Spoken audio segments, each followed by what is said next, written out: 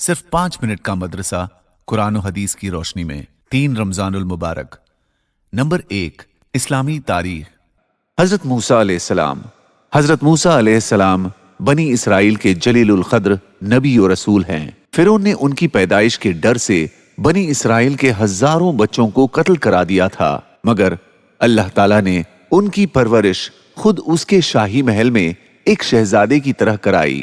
حضرت موسیٰ علیہ السلام جوانی کی عمر میں مصر چھوڑ کر مدین چلے گئے۔ وہاں حضرت شعیب علیہ السلام سے ملاقات ہوئی، جنہوں نے ان کی امانت داری اور اچھے اخلاق و عادات کو دیکھ کر اپنی بیٹی صفورہ کا نکاح کر دیا۔ جب وہ مصر لوٹتے وقت طوٰ کی مقدس وادی میں تھے تو اللہ تعالیٰ نے نبوت اور معجزے عطا فرمائے اور حکم دیا کہ مصر جا کر فرعون کو ایمان کی دعوت دو، اس نے ملک میں ظلم و ستم اور فساد پھیلا رکھا ہے۔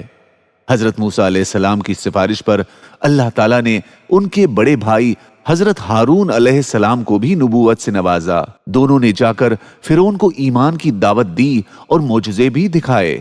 اس کے باوجود فرعون نے ان کو جادوگر کہہ کر نبی ماننے سے انکار کر دیا۔ چنانچہ اس نے جادوگروں کو بلا کر موسیٰ علیہ السلام سے مقابلہ کرایا۔ اس مقابلے میں حضرت موسیٰ علیہ السلام کو کامیابی ملی اور تمام جادوگروں نے ایمان قبول کر لیا۔ جب فرعون کا تکبر اور نافرمانی حد سے بڑھ گئی تو اللہ تعالیٰ نے اس کو اور اس کی قوم کو دریا میں غرق کر دیا۔ نمبر 2، اللہ کی قدرت، پانی کا انتظام۔ پانی اللہ تعالیٰ کی بہت بڑی نعمت ہے جس پر سارے جانداروں کی زندگی کا دار و مدار ہے۔ اگر زمین سے پانی ختم ہو جائے تو زمین سے انسان، حیوان، حتیٰ کہ پیڑ پودے سب ختم ہو جائیں۔ لیکن یہ اللہ تعالیٰ کی بہت بڑی قدرت ہے جس نے سمندروں کی شکل میں پانی کا بہت بڑا ذخیرہ جمع کر رکھا ہے، پھر وہاں سے بادلوں کی شکل میں پانی کو اٹھا کر سوکھی زمین کی طرف برساتا ہے اور پھر اس پانی کو زمین کے اندر ذخیرے کے طور پر جمع کر دیتا ہے، جس سے پیڑ پودوں کو پانی ملتا ہے، جس سے انسان خود پیتا ہے اور اپنی کھیتیاں سیراب کرتا ہے۔ اللہ تعالیٰ نے اپنی اس قدرت کو قرآن میں بیان فرمایا ہے۔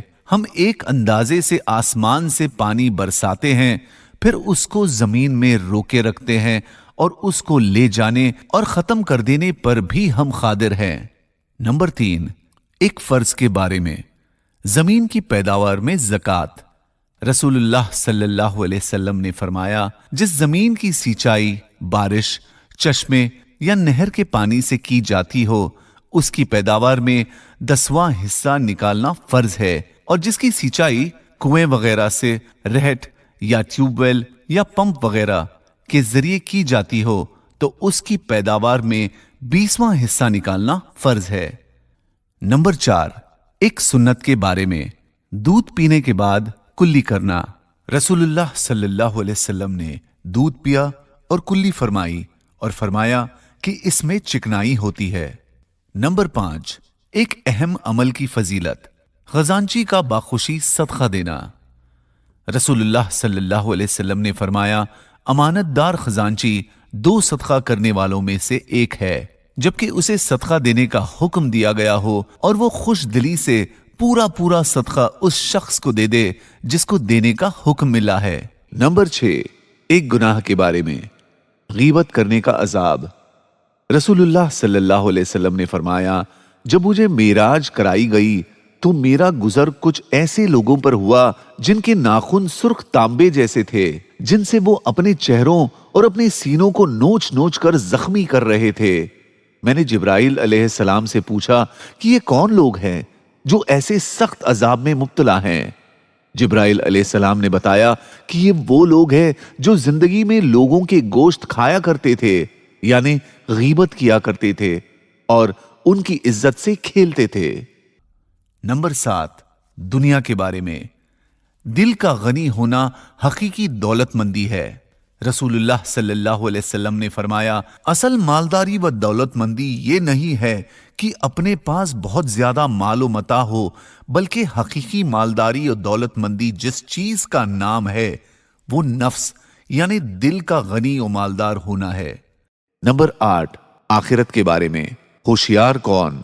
हजरत अब्दुल्ला बिन उमर रजी अल्लाह ताला अन्हुमा से रिवायत है कि एक शख्स ने रसूलुल्लाह सल्लल्लाहु अलैहि वसल्लम से दरियाफ्त किया कि ए अल्लाह के नबी, बतलाइए कि सबसे ज्यादा होशियार और अक्लमंद कौन है? आप सल्लल्लाहु अलैहि वसल्लम ने इरशाद फरमाया, जो मौत को ज्यादा याद करता है और मौत के लिए ज्यादा से ज्यादा तैयारी करता है। यही वो अक्लमंद लोग हैं जिन्होंने दुनिया की इज्जत भी हासिल की और आखिरत में सुर्खरू हुए।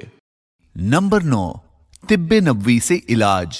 2 चीजों के अलावा हर बीमारी का इलाज। रसूलुल्लाह सल्लल्लाहु अलैहि वसल्लम ने फरमाया, तुम लोग दवा करो, इसलिए कि अल्लाह ताला ने तमाम बीमारियों की शिफा उतारी सिवाय मौत और बुढ़ापे के।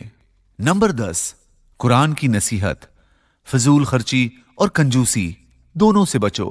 कुरान में अल्लाह ताला फरमाते हैं, और ना ऐसे कंजूस बनो कि अपने हाथ को गर्दन से बांध कर रखो, और ना ऐसे फजूल खर्च बनो कि हाथ को बिल्कुल ही खुला छोड़ दो, जिसके नतीजे में तुम्हें काबिले मलामत और कंगाल होकर बैठना पड़े।